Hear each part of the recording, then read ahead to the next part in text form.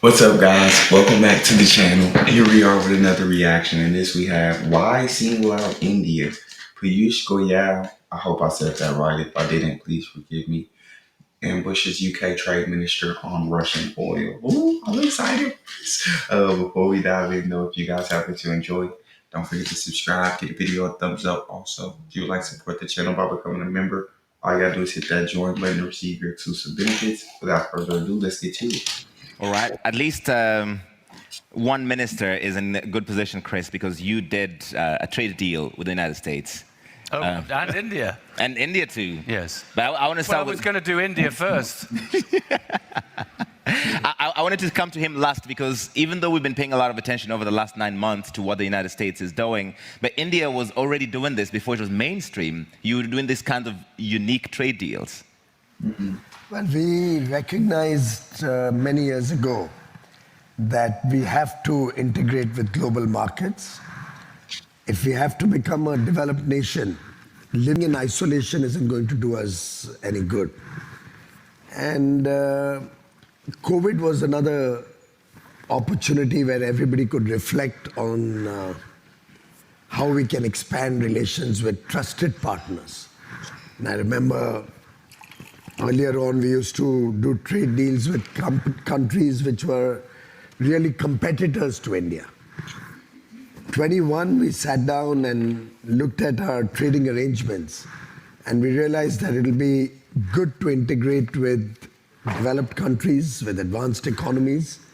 That would help us in our own development priorities or imperatives, help us get technology, help us get investments, open our markets as well as open other markets to Indian products, also improve our efficiency, our operations. And therefore, around 21, we got into negotiations with 5 or 6 important countries around the world, with the UAE, Australia, the UK, EU. And this was a process which really had started 20 years ago, but around 2005-6, but could never reach end conclusion. 21, we started with a new open mind, with a new way of thinking. We quickly wrapped up deals with the UAE, with Australia, with the 4-nation EFTA bloc, Switzerland, Norway, Liechtenstein, and Iceland, with UK in July this year. We're in active dialogue with the EU. If we get a fair deal, if we get an equitable and a balanced deal, maybe that'll happen. I'm telling you, I love India. The fact that, bro, India's got so many like trade partners out in the world. I know a lot of countries have a lot of trade partners, but I guess I watch a lot of India videos. And it's just amazing that like they're one of the only countries that are just don't have an alliance with anyone, yet they're able to work with countries from like all sides and get the best deals for India. So I think that's where that strategic autonomy comes into play, and that's pretty incredible. But let's continue. Negotiating now. And we are talking to the United States, of course, but we don't do deals in a hurry. And we don't do deals with deadlines or with a gun on our head. But that's how deals are done these days. It's a I deadline. don't think so. Tariffs come in midnight on this date. Take it or leave it. India looks long term. India never Relax. takes decisions in a rush or on the pressure of the moment. And we've accepted if there's a tariff on us, there is a tariff on us. We're looking how to overcome that. We're looking at newer markets. We're looking at a stronger demand impetus within the Indian economy. So we have a very resilient structure. 1.4 billion people, young. Our average age is 28.5 years. Very aspirational. A billion internet users connected to what's happening at the Berlin Yeah. Global Dialogue. It's like to me, like I'm hearing them say, like there may be countries like Russia, you feel me? There may be, but nobody like we don't do deals with a gun to our head. We're not doing that. Like we have 1.4 billion people. Y'all, one point, what's that? Like 1/5 of the world's population, around there somewhere. Our average age is 28.5.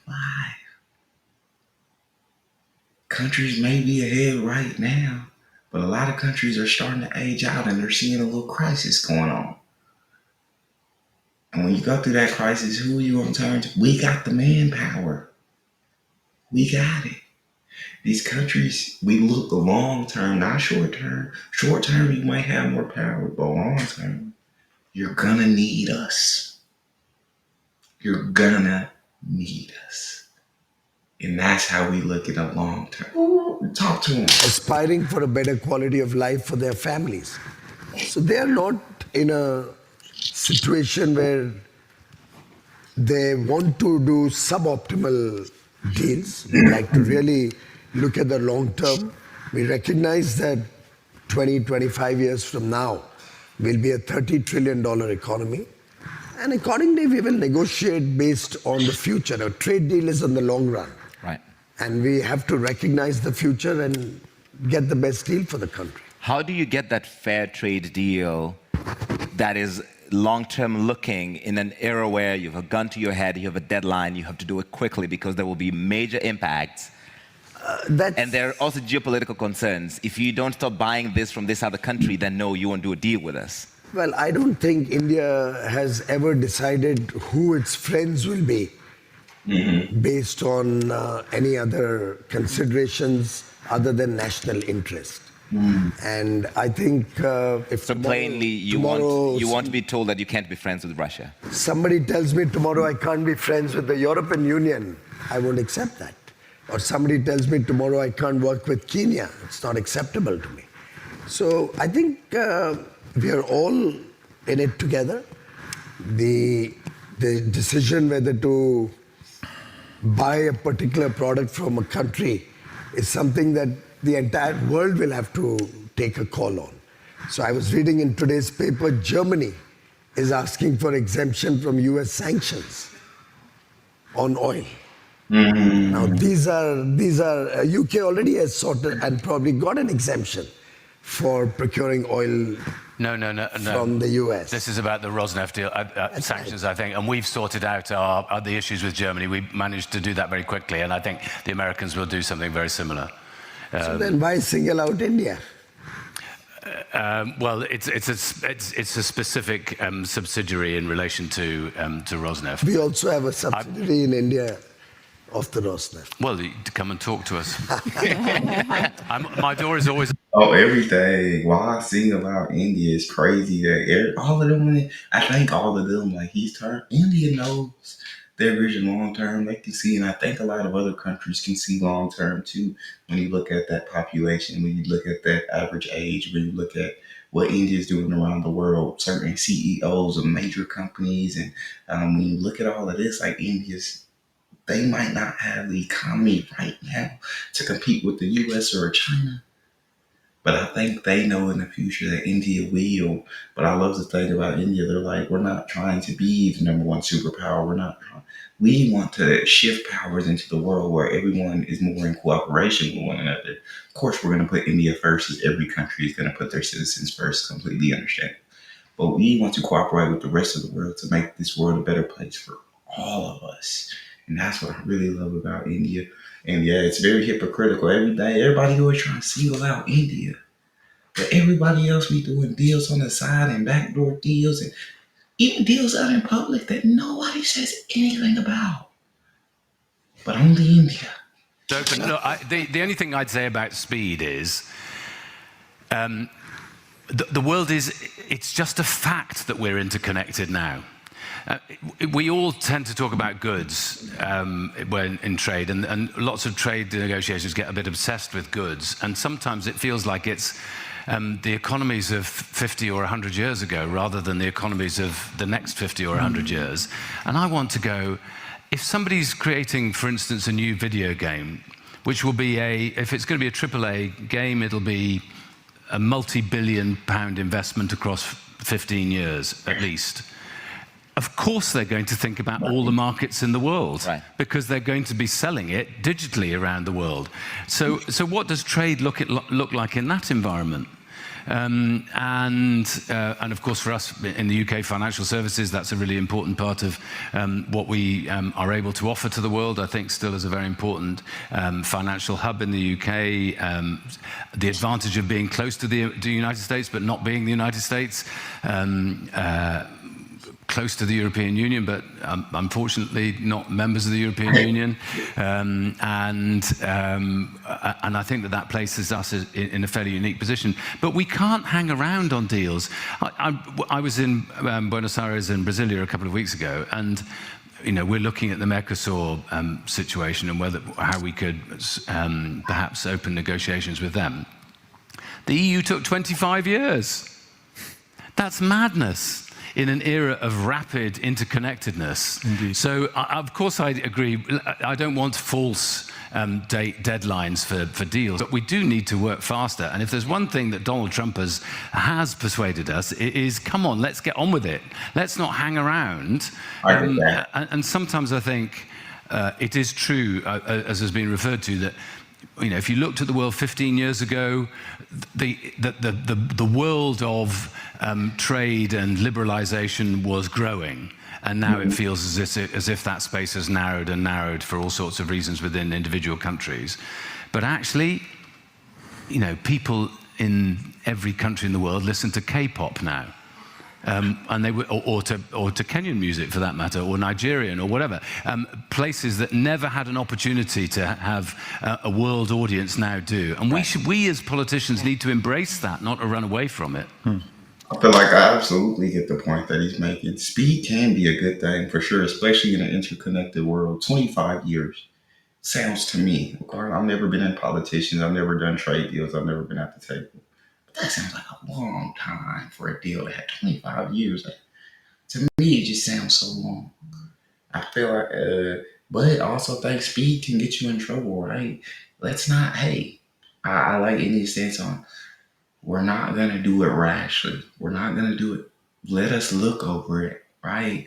Let us make sure that this is the best possible deal for India before we hit the trigger. And I understand that. So don't get me wrong, I understand speed can be an absolute advantage, especially in today's world. But also, it can be dangerous going too fast. You can get yourself in a deal that just does not benefit you at all, that is one-sided. And so take your time, definitely when reviewing deals. So I understand where they're both coming from in a sense. And I think there has to be some speed, but there also has to be some, we need to take our time, look over this. And so there has to be a balance. Okay, so you defended speed, and part of that is because, as you said, no longer members of the European Union. So the UK has had to learn how to do these deals quickly. Yeah. But not at the pace that Donald Trump wants them done, which is overnight. Oh, For yeah, a big yeah. country like India, it's not possible. You are lucky to get at the front of the queue, but Not every other lucky, country... we worked hard. These things do not happen by luck. They don't happen by luck. But you have They're not by you have a chance. special relationship. Every other country has to get in the queue, and the queue is 200 countries long. So it takes a long time to even get prioritized. No, indeed, and of course, but some ideas have been around for a long time and never been actioned.